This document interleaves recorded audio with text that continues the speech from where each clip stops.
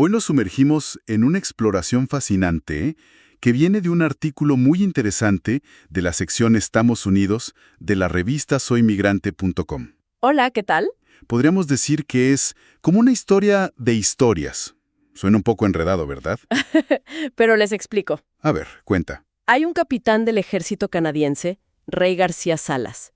Él es de origen guatemalteco. Ajá. Y bueno, él tenía esta inquietud, ¿no? Por resaltar los aportes de guatemaltecos y otros latinoamericanos allá en Canadá. Ujú. Entonces se puso a investigar, a buscar soldados, oficiales, que sin ser canadienses, pues se unieron a las Fuerzas Armadas de Canadá para combatir en la Primera y Segunda Guerra Mundial. Qué labor tan importante. Sí, sí. Y en este artículo en particular, el capitán García Salas nos comparte las historias reales de 4 guatemaltecos, verdaderos héroes como él los llama. Exacto. Así que nuestra misión hoy, digamos, es descubrir y honrar un poco estas historias olvidadas, ¿no? Que nos conectan con un pasado de mucha valentía y servicio. Es una labor admirable, la verdad. Y muy necesaria. Fíjate que el capitán García Salas le ha dedicado, más de una década a esta investigación. Más de una década. Sí, sumergiéndose en archivos, buscando registros olvidados, tratando de conectar piezas de historias que estaban fragmentadas. ¡Wow! No es solo buscar nombres, ¿sabes? Es reconstruir vidas. Y su trabajo ha permitido identificar hasta ahora a por lo menos 129 latinoamericanos que sirvieron bajo la bandera canadiense. 129. Es un número considerable. Muchísimo.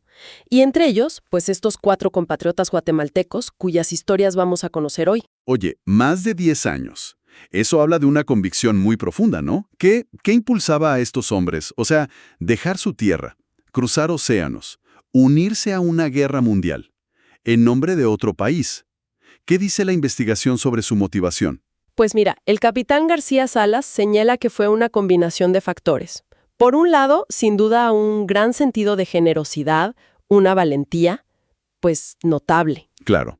Pero también un compromiso muy fuerte con los ideales de libertad que estaban en juego en esas guerras. Ajá. Es clave en entender, como él recalca, que no solo sentían que defendían a Canadá como nación, sino un concepto más amplio de libertad global, frente a las ideologías totalitarias de la época, ¿entiendes? Entiendo.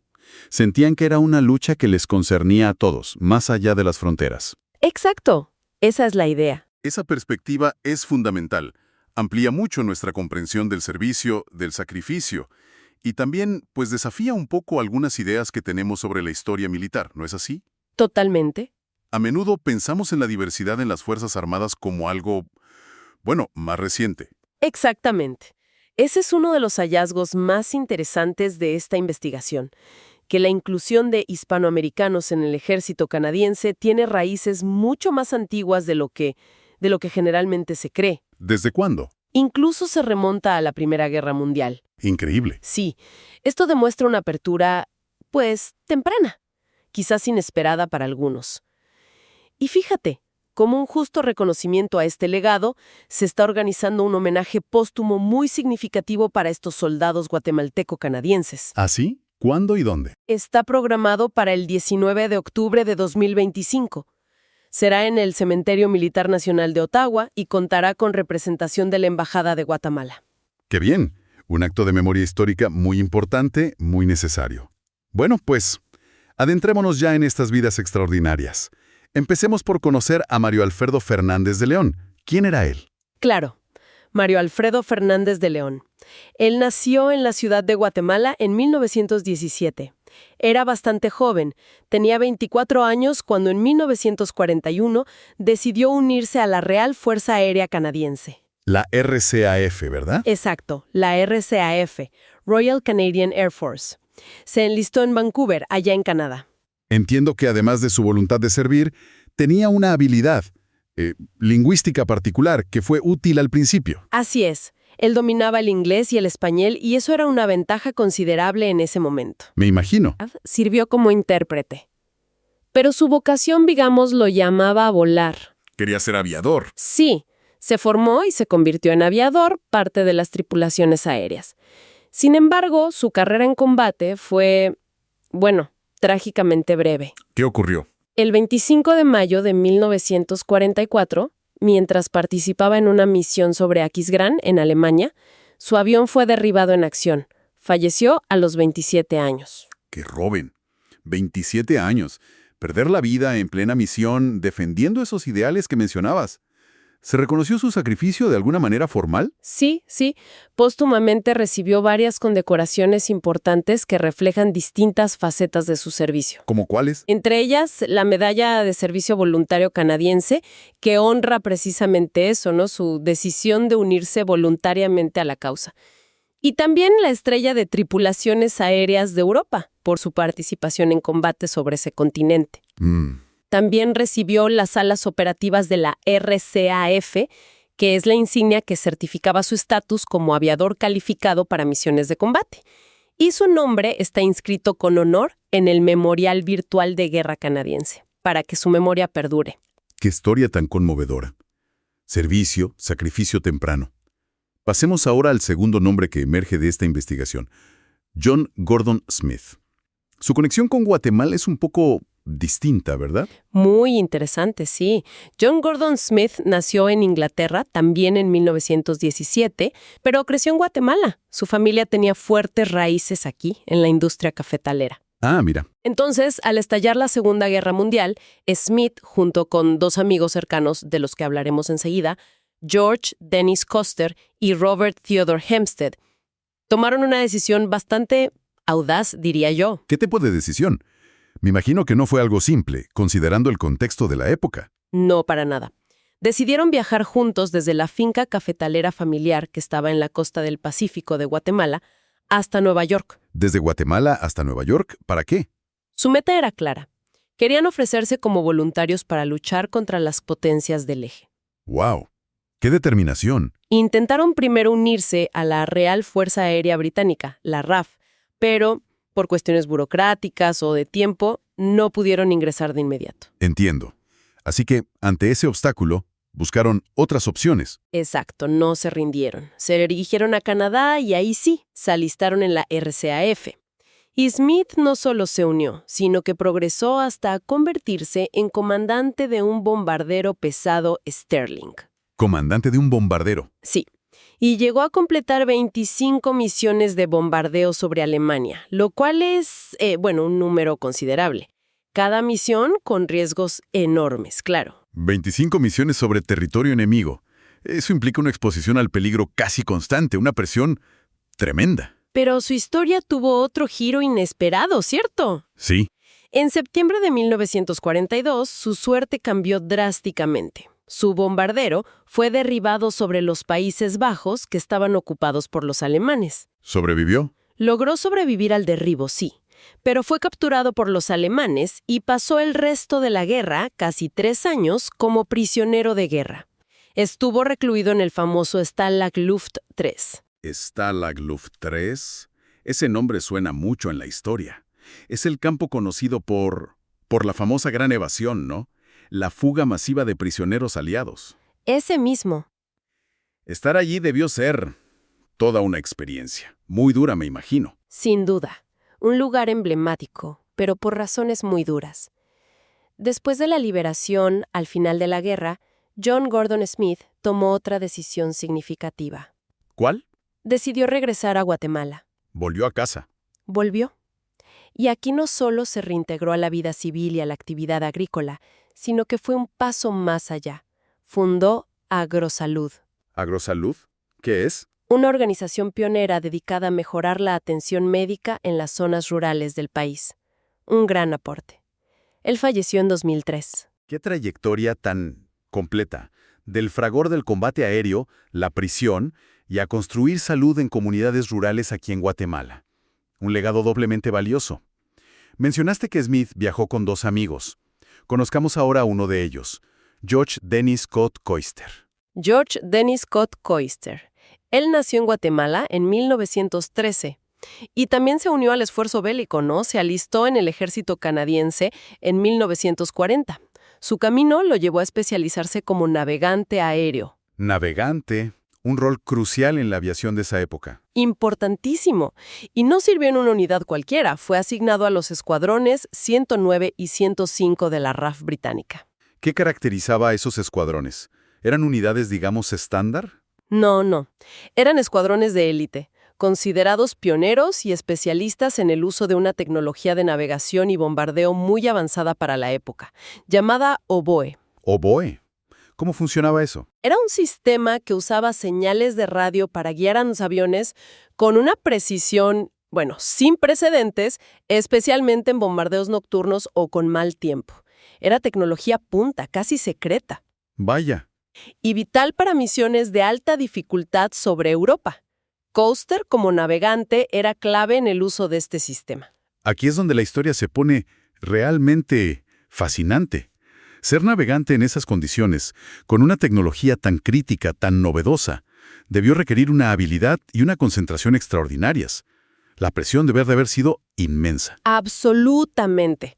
Imagínate, la vida de toda la tripulación y el éxito de misiones estratégicas dependían de la precisión del navegante y del sistema oboe. La pericia de Coaster fue de hecho ampliamente reconocida. Es que es notable esa simbiosis entre la tecnología emergente y la capacidad humana bajo estrés extremo. Totalmente. Y sus contribuciones le valieron condecoraciones muy significativas. La Cruz de Vuelo Distinguido, la DFC, en 1943, y en 1944, la Orden de Servicio Distinguido, la DSO. La DSO, esa es una de las más altas distinciones británicas, ¿verdad? Otorgada por liderazgo y valentía excepcionales en combate. Exacto. Son condecoraciones de muy alto nivel. ¿Se conserva alguna descripción de su desempeño en los registros militares? A veces esas citas son muy elocuentes. Sí existen. Reportes. Lo describen como un aviador de gran coraje, disciplina y determinación, cuyo desempeño fue decisivo en el éxito de numerosas misiones. Impresionante. Palabras que subrayan no solo su habilidad técnica, sino su carácter, su temple frente al peligro constante. Exacto. ¿Y cuál fue su destino final? ¿Logró sobrevivir a la guerra con tantas misiones de alto riesgo? Afortunadamente, George Coaster sobrevivió a la guerra. Fue repatriado a Canadá en 1945. Y fíjate qué bonito, su conexión con Guatemala perdura de una manera muy concreta. ¿Cómo? Hay una escuela en el municipio de Senaú, en Alta Verapaz, que lleva su nombre. Mantiene vivo su recuerdo en su tierra natal. ¡Qué hermoso homenaje! Un puente entre su servicio internacional y sus raíces. Nos queda el cuarto héroe de este grupo, el tercer amigo que emprendió aquel viaje inicial a Nueva York, Robert Theodore Hempstead. Robert Theodore Hempstead. Él nació en Cobán, Alta Verapaz, el 25 de mayo de 1912. Su familia, como la de Smith, era pionera en el cultivo de café en Guatemala. ¿Otro cafetalero? Sí. Robert estudió en Estados Unidos y luego regresó para administrar las fincas familiares. Al igual que sus amigos Smith y Coaster, el estallido de la guerra lo impulsó a ofrecerse como voluntario. Y como ellos, encontró su camino a través de Canadá. ¿Y dónde lo llevó su servicio en las Fuerzas Aéreas? ¿En qué teatro de operaciones combatió él? En 1942, Hempstead fue asignado a un escuadrón legendario de la RAF, el Escuadrón 92, conocido como el East India Squadron. ¿El 92? Este escuadrón tuvo una participación muy destacada en la campaña del norte de África. Combatieron intensamente en Egipto. La campaña del norte de África. Un frente absolutamente crucial en la Segunda Guerra Mundial. Ahí se dieron batallas que cambiaron el curso del conflicto. Exactamente. Hempstead pilotó cazas, incluyendo los icónicos Spitfire y también los robustos Hurricanes. Spitfires y Hurricanes. Su escuadrón fue parte integral de batallas decisivas, como la de Alam el Halfa y, fundamentalmente, la segunda batalla de El Alamein. El Alamein, punto de inflexión total. Total. Lo que sucedió en el Alamein se considera un punto de inflexión clave. Detuvo de forma definitiva el avance de las fuerzas del eje en África. Imaginar a Hempstead en los cielos del Alamein, pilotando un Spitfire en esos combates, es evocar momentos cumbre de la historia bélica. Pilotar un Spitfire en el Alamein. Es casi material de leyenda. Se necesita una destreza y una sangre fría enormes. ¿Cuál fue su destino en medio de toda esa intensidad? Lamentablemente, la historia de Robert Hempstead también tiene un final trágico en combate. El 19 de octubre de 1942, durante una misión operativa, murió en una colisión aérea. ¿O no? Tenía apenas 30 años. Su sacrificio ocurrió muy cerca del clímax de la campaña africana.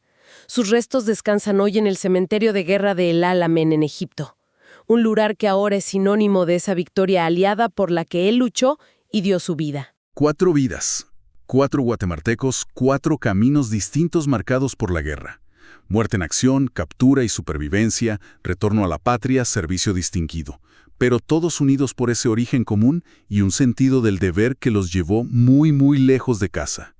Al mirar estas 4 historias juntas, ¿qué panorama más amplio se dibuja? ¿Qué conclusiones podemos extraer más allá de los hechos individuales? Es una excelente pregunta. Al poner estas historias en paralelo, vemos justo eso, la diversidad de experiencias dentro de un mismo fenómeno.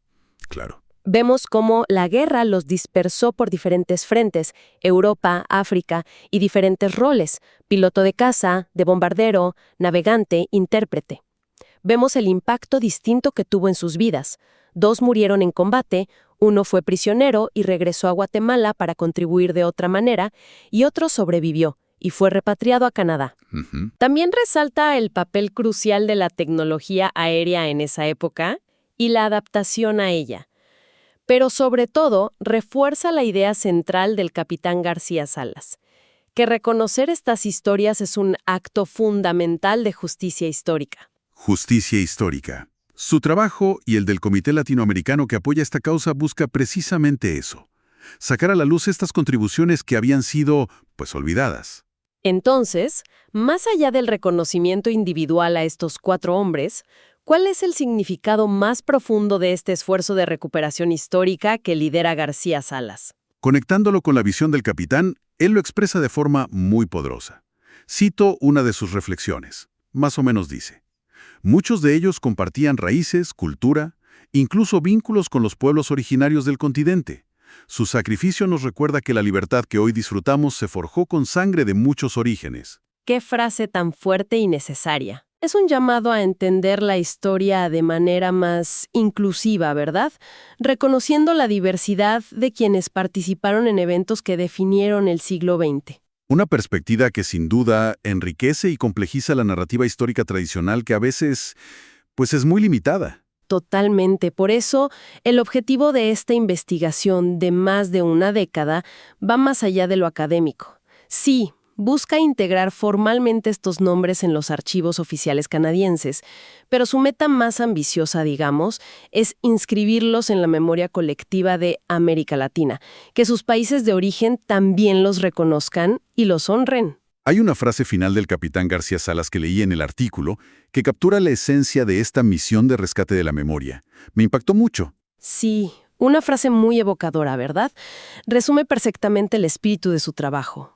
Dice: son héroes invisibles, y es hora de que sus historias vuelen de nuevo. Es hora de que sus historias vuelen de nuevo. Precioso. Es una invitación a todos nosotros a no permitir que estas vidas, estos sacrificios, se pierdan en el silencio del olvido. Y para quienes deseen explorar más a fondo, la investigación completa del capitán García Salas sobre los latinoamericanos en las Fuerzas Armadas de Canadá está disponible en línea. Las historias detalladas de estos 4 guatemaltecos se encuentran a partir de la página 66. Historias que merecen volar de nuevo, sin ninguna duda. Quizás nos deja pensando cuántos otros héroes anónimos, de diversos orígenes, aún esperan que sus historias sean contadas y reconocidas.